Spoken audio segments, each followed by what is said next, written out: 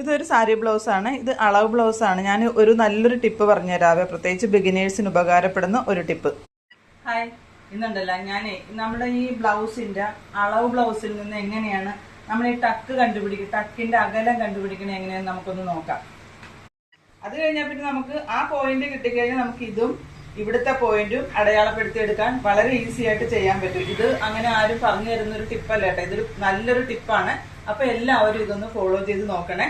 നല്ല അടിപൊളിയായിരിക്കും, എല്ലാവർക്കും നല്ല ഉപകാരപ്രദമായിരിക്കും, പ്രത്യേകിച്ച് ബിഗിനേഴ്സിന്.